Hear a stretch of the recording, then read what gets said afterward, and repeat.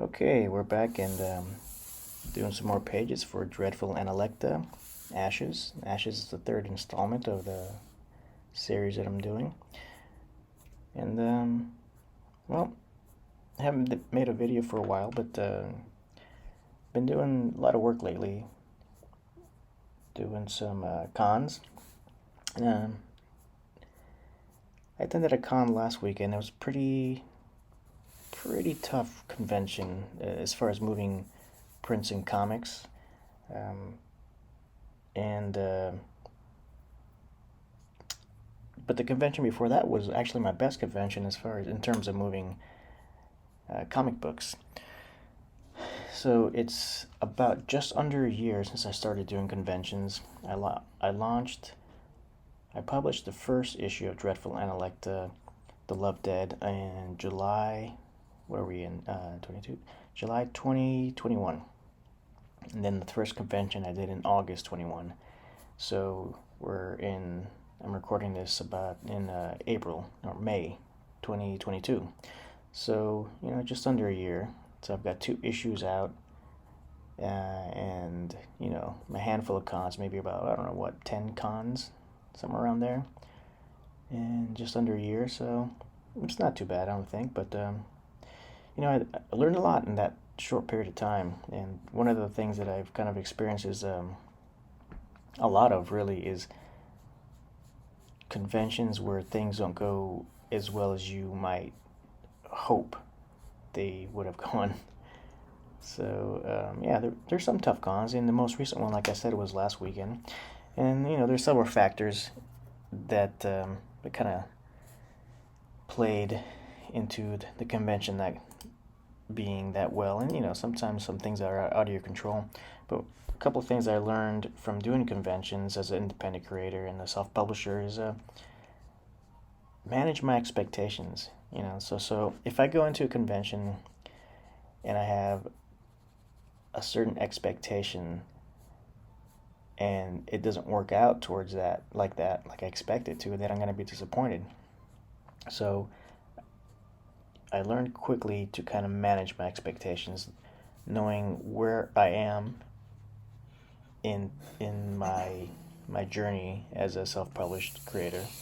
Because I only had one issue, and some people say, well, don't start doing conventions until you have a handful of issues or a collection, a trade paperback or something. And I think the first couple conventions I did with a friend of mine who we shared tables, and he had, when we started conventions, sharing tables at conventions, he had about 4 or 5 issues together already published. So he was well ahead of me. And there I was with my one issue. So, and I can see that the difference between having one issue and having 4 issues or 5 issues, because people would come by the table and pick up all of his issues, and which is great, because I can kind of see, oh, okay, this is something I can work towards. But at the same time, it kind of, it stung a little because, uh, I did have my one issue, but I had some other prints. But at the same time, I I didn't have any. They were personal work, so I didn't have any like fan art. I didn't have anything that was related to pop culture. So it was a tough sell, when you're starting out.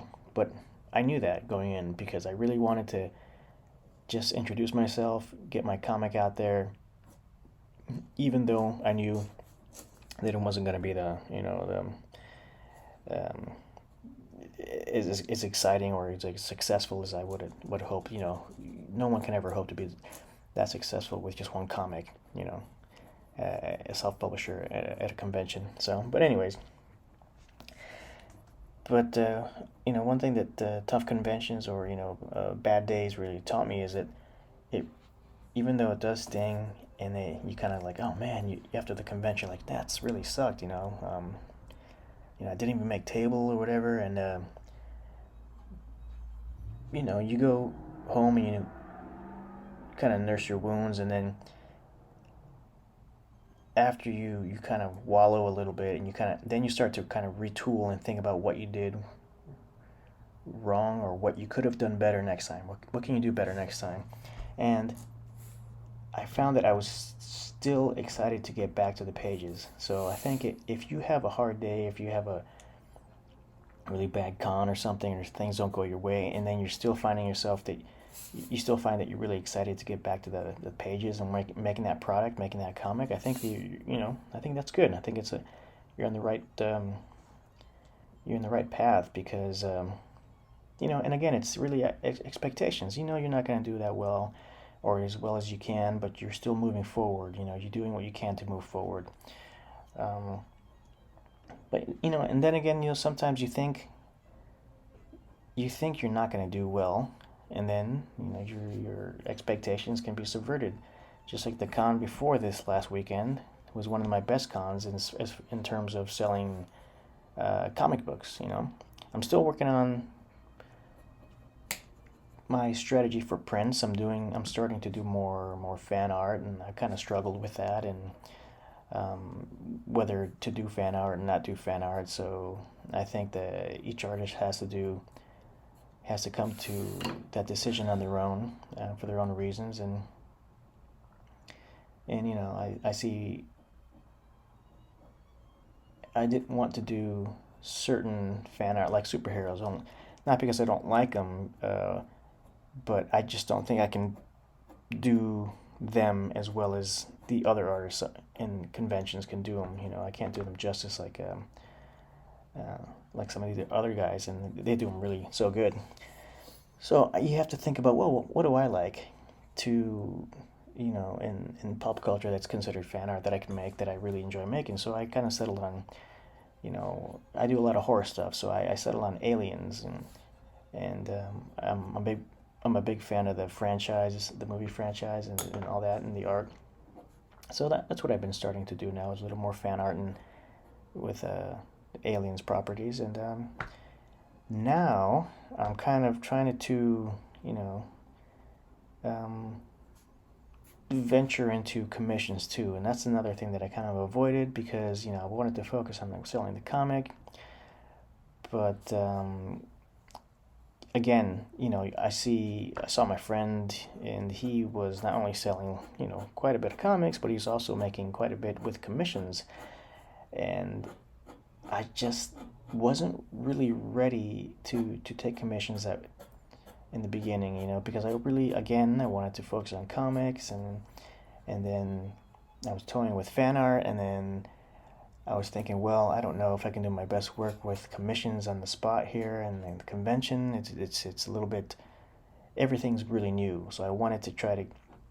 I didn't really want to take on too much, but now I'm trying to develop a strategy to accept commissions at conventions, and figure out how to advertise it, how to promote it, and how to do it where I can give people who ask for commissions, the best quality of work that I can, and do it in a way that I'm comfortable, making commissions.